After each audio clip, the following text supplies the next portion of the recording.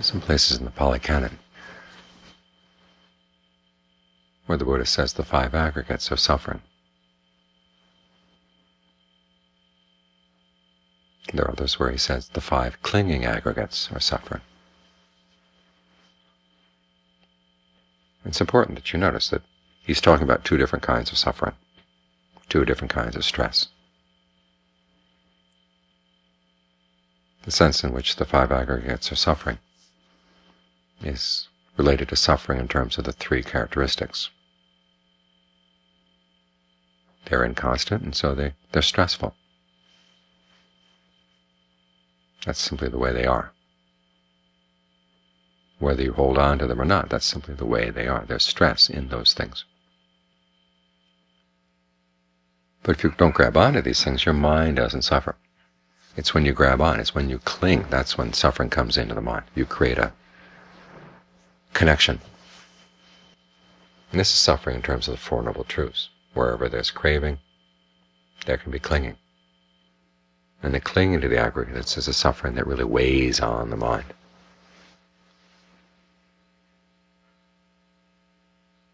And so when we practice, our main focus is the suffering in the Four Noble Truths, the suffering that weighs on the mind, the stress that weighs on the mind. If we don't cling to things that are stressful, then they can be stressful as much as they want, but it doesn't come in and weigh us down.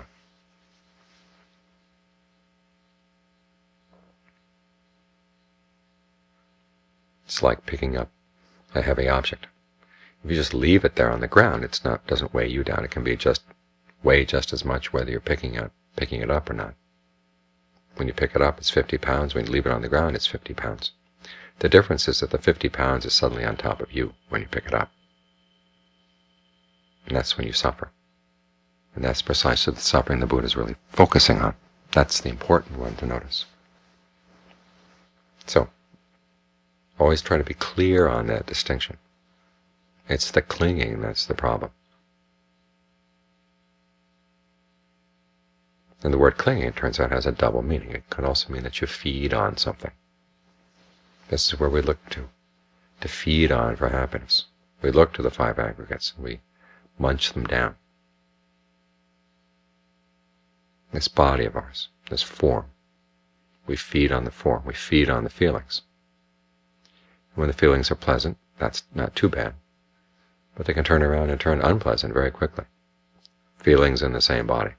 If you're clinging to the body, clinging to the feelings, then once you start clinging to the good ones, you start clinging to the bad ones as well, because that's where you're looking for food. Feelings, perceptions, thought constructs, even the act of sensory consciousness, we feed on these things, and as a result, we cling, and when we cling, we're weighed down. So it's important that you understand clinging. And as the Buddha said, there are four kinds. There's sensual clinging, there's clinging to views, clinging to precepts and practices, and then clinging to doctrines of the self. All of these hover around the five aggregates, different ways that you cling to the five aggregates. And the Buddha's medicine for each of these four kinds of clinging differs.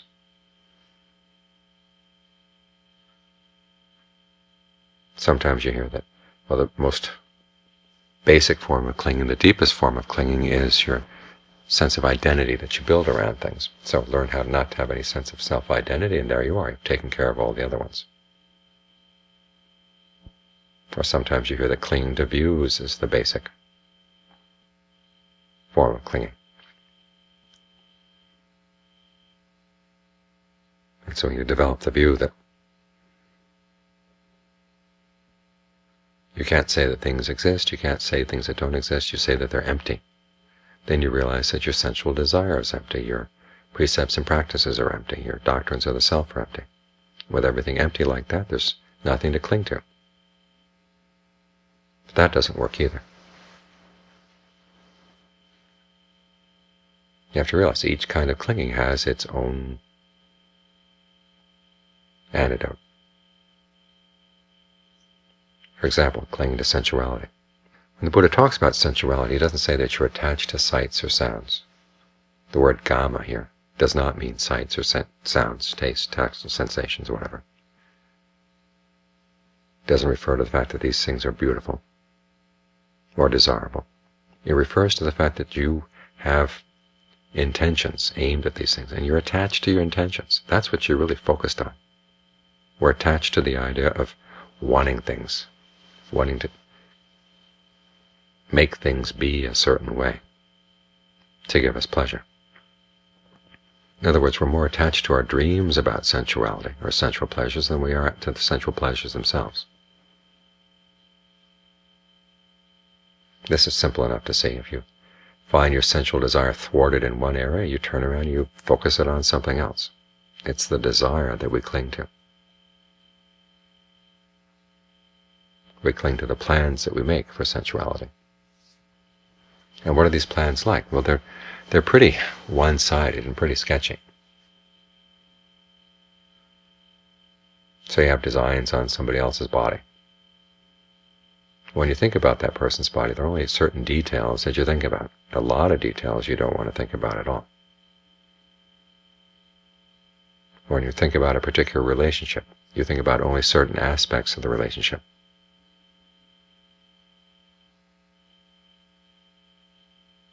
And not about others. So the antidote here is actually to broaden your view. To see that your pursuit of pleasure in this way leads to a lot of pain.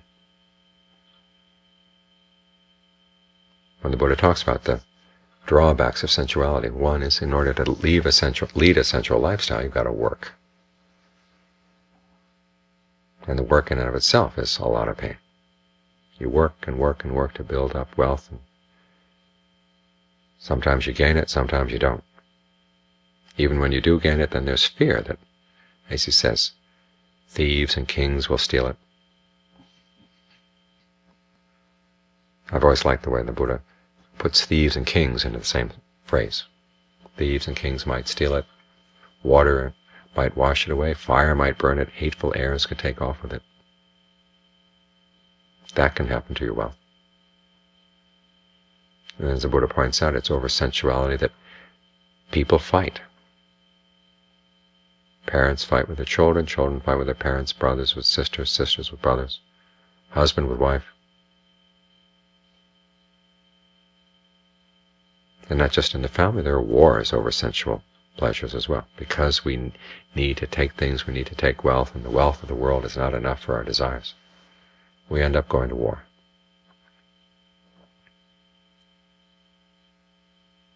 He goes down the list of all the pain that comes with this pursuit of our dreams of sensuality. So as you look at the pursuit of sensuality in its entirety, to realize how much pain and suffering it involves.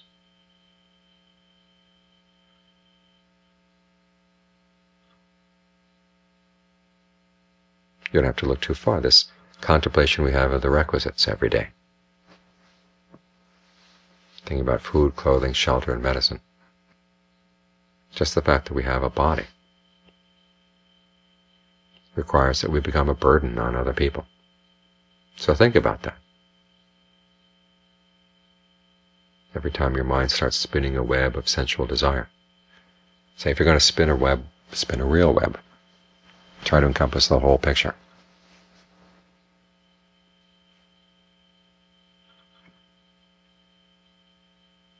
Like that daydream that Ajahn Lee reports in his autobiography, thinking about when he was going to disrobe. And at first it starts out really nice. He even gets a nobleman's daughter for his wife.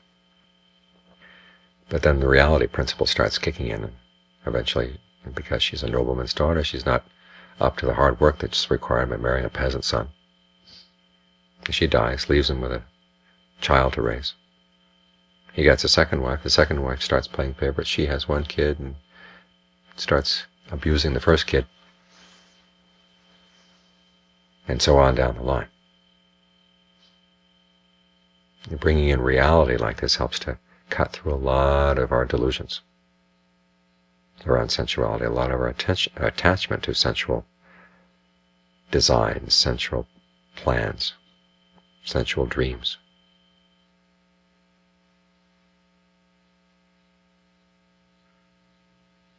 You can contemplate the body in all its parts. You can think of a beautiful body, and then you think of the parts inside. Say, oof. Just a few micrometers below the skin is all this other stuff.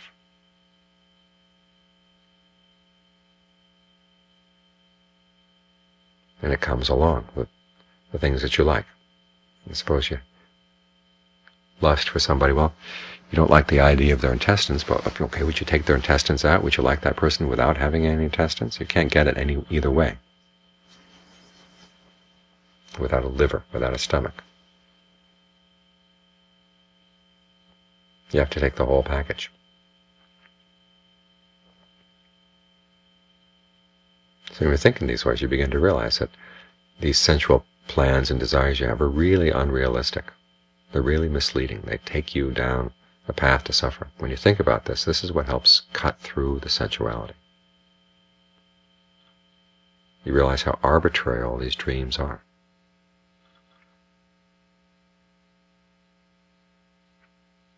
And that you can't rely on them.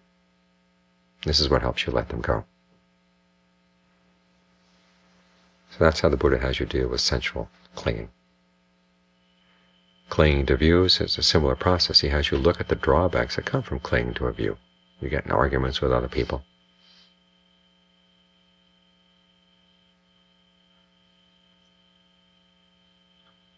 But this is where he also has you look at the whole process of, okay, what are these things that you have views about? This is where he starts analyzing things in more technical terms. You have views about what exists and what doesn't exist. He says, but when you look at your sensory experience as it arises and passes away, as you focus on the arising, the idea of non-existence doesn't occur to you. When you focus on the passing away, the idea of existence doesn't occur to you. This is where the Buddha talks about abandoning polarities.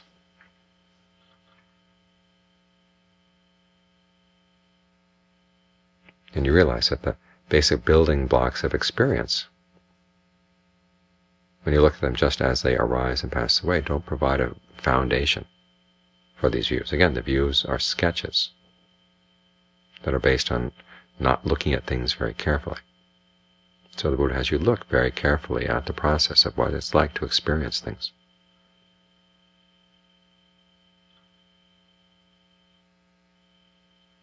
And then you see that, one, given that the views really can't express the truth about things, and two, that holding on to them is going to lead you to suffer. That helps cut through your attachment to views. As for precepts and practices, one, he has you look at the actual precepts and practices you're attached to. The attachment here is the idea that if you follow certain rules and you're a good little boy and a good little girl, that's all you have to do. God will be happy with you or whatever.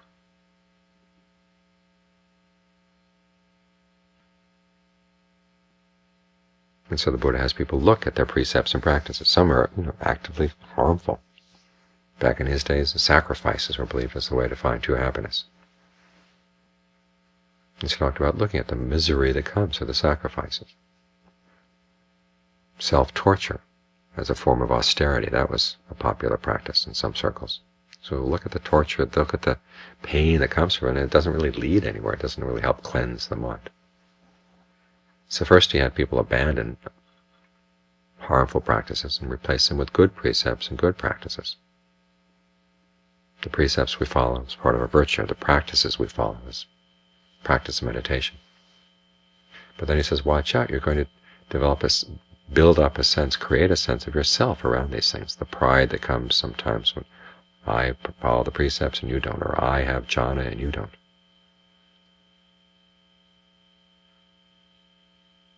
And so the way to get beyond that attachment is not to go out and break the precepts or drop your practice of jhana. It's simply to continue with those practices, but learn how not to develop a sense of self around these things. Don't create or build up a sense of self around these things. Realize that you're doing them not to make yourself better than other people, but simply because they work in cleansing the mind.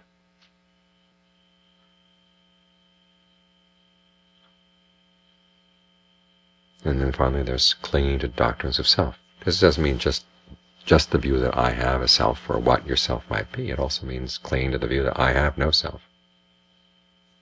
Thinking in those terms, the Buddha said, is leads you into a thicket of views. This will get you back into that attachment of views.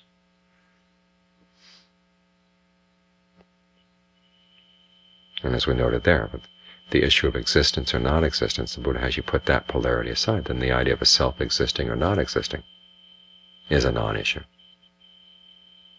What the Buddha has you look at instead is simply look at things in terms of the Four Noble Truths. Where is there stress? What is the cause of stress? What's the path to the end of stress? Divide up your experience in those terms, and the whole issue of who you are or who you are not just gets put aside. You're more focused on what you're doing that's causing stress. Learning how to comprehend the stress, learning how to abandon the cause through developing the path, so ultimately you can realize the end of stress, the end of suffering. That's the way out of that form of clinging.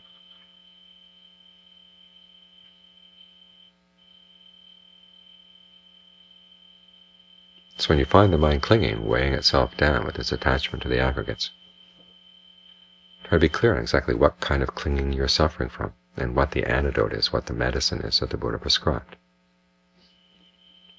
Because it's different in each case. There's no one blanket cure for clinging. You've got to develop your discernment from many angles. Discernment has many facets.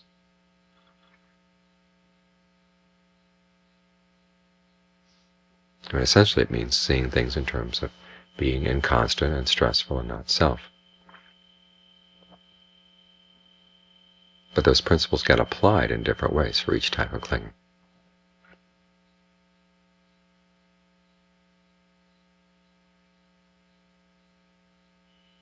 So try to keep this list of medicines in mind and apply them as appropriate.